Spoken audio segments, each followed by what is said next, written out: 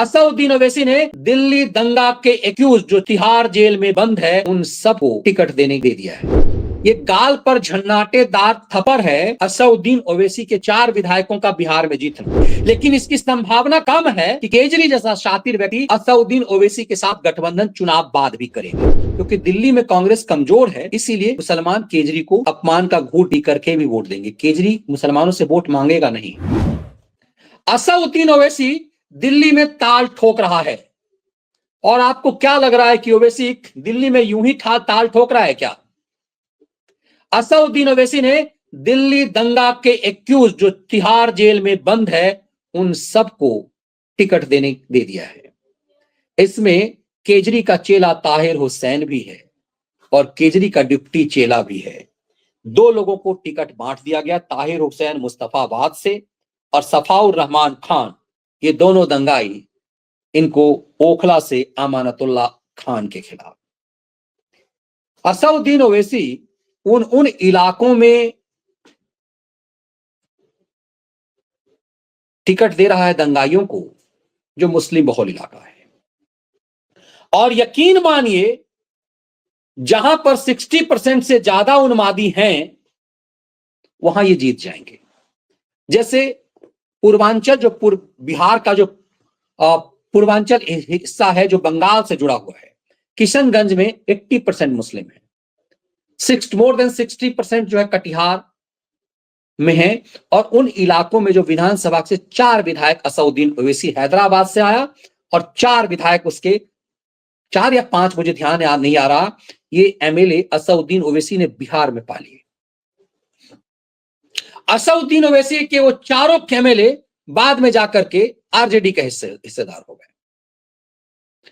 तो इस बात ने 2 चीजों को साफ किया कि यदि उनकी संख्या 60 से ज्यादा है, 50% से ज्यादा है, अपने बल पर वो विधायक सांसद बना सकते हैं, तो उन्हें असदुद्दीन ओवैसी ही प्रिय है।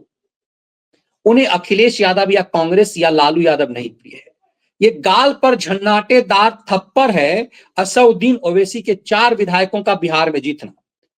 बिहार विधानसभा का जो चुनाव हुआ था 2020 में, उस चुनाव में ओवैसी की पार्टी चुनाव लड़ी और किशनगंज कटिहार इलाकों में जीत दर्ज कर ली। जीत के बाद वो सब के सब आरजेडी में चले गए, आरजेडी में सरकार बनाने के लिए। उसी ढंग से दिल्ली में केजरी ने ताल ठोका है। ओखला में जो भी होगा वो उसी समुदाय का होगा।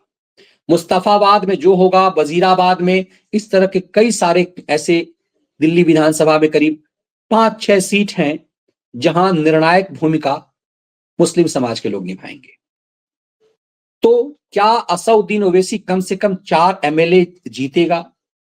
और ये 4 एमएलए जीतेगा तो किसके साथ खड़ा होगा? वो बड़ी चालाकी से हो सकता है ओवैसी उससे पैसा पा करके वो केजरी, क्योंकि टैग कोई लेना नहीं चाहेगा, ओवैसी के साथ कोई गठबंधन बनाना नहीं चाहेगा। वैसे निर्लज्जता की हद महाराष्ट्र में देखी जा चुकी हुई है, लेकिन इसकी संभावना कम है कि केजरी जैसा शातिर व्यक्ति असदुद्दीन ओवैसी के साथ गठबंधन चुनाव बाद भी करेगा, यदि ऐसी स्थिति आई तो। लेकिन आसानी से ओवैसी को माल पहुंचा करके वो विधायक पूरे आम आदमी पार्टी में चले आएंगे। तो असदुद्दीन ओवैसी जो खेल खेल रहा है वो इस लिहाज से कि जिन लोगों को केजरी टिकट नहीं दे सकता, अपने ताहिर हुसैन को वो टिकट नहीं दे सकता, तो अपने ताहिर हुसैन को उसने वहां से दिलवा दिया। अपने सफाउर रहमान खान को वो टिकट नहीं दे सकता क्योंकि इस पे दिल्ली दंगा, हिंदू विरोधी दंगा का टैग लगा हुआ है, तो असदुद्दीन ओवैसी से टिकट लेगा और जीतेगा। ऐसे ही 4 और लोग हैं, 3 और लोग हैं, ये सब उस इलाके से जीतेंगे और फिर केजरी को पता है कि जीतेंगे यही, जीतेगा ताहिर हुसैन ही, जीतेगा सफाउर रहमान ही, जीतेगा शाहरुख खान ही, जिसको रवीश पारा ने अनुराग मिश्रा बना दिया था। तब आपको समझ में आएगा कि दरअसल दिल्ली का खेल कितना खतरनाक है। दिल्ली का खेल आपको जितना आसान नजर आ रहा है, दरअसल असदुद्दीन ओवैसी जैसे लोग केजरी के पाले में खेल करके एक बड़ा खेल खेल रहे हैं। और ये लड़ाई इसलिए क्योंकि मैंने देखा कि एक टीवी चैनल पर कांग्रेस का एक सुपारी पत्रकार, जो लंबे समय से कांग्रेस का सेवादार रहा, बूढ़ा समुदाय विशेष का पत्रकार, जो 24 अकबर रोड पर कांग्रेस पर किताब लिख चुका हुआ है, उसने साफ साफ कहा दिल्ली के मुसलमान अरविंद केजरीवाल के साथ जाएंगे। वो वफादार है कांग्रेस का, लेकिन वफादारी बदलती है। इसलिए उसने टीवी चैनल पर संदेश दे दिया, क्योंकि दिल्ली में कांग्रेस कमजोर है, इसीलिए मुसलमान केजरी को अपमान का घूंट पी करके भी वोट देंगे। केजरी मुसलमानों से वोट मांगेगा नहीं, लेकिन लाचारी होगी। तब आपको समझ में आएगा कि क्यों मुस्तफाबाद, जो इलाका कांग्रेस का पारंपरिक सीट था, उन दिल्ली में कांग्रेस का पारंपरिक सीट था, क्योंकि दिल्ली में एक समय में बीजेपी और कांग्रेस के अलावा कोई दूसरा गठबंधन होता नहीं था। वैसे ही छुटभइये गठबंधन आए हैं, ये खेल बिगाड़ते हुए दिखाई देंगे, लेकिन शातिर केजरी दिल्ली में एक बड़ा खेल खेलता नजर आएगा आपको। केजरी त्रिपुंड लगाएगा, हनुमान जी के मंदिर में जाएगा, क्योंकि उसे पता है कि दिल्ली का चुनाव भी आने वाले दिनों में बटोगे तो कटोगे पे जाएगा। दिल्ली का चुनाव भी आप देखिए, कुमार विश्वास के बयानों को आप यदि देखेंगे तो आपको समझ में आएगा कि दिल्ली का चुनाव, मैंने पीछे विश्लेषण भी इस पे किया था, दिल्ली का चुनाव किधर जा रहा है। दिल्ली का चुनाव बटोगे तो कटोगे की तरफ ही जाएगा।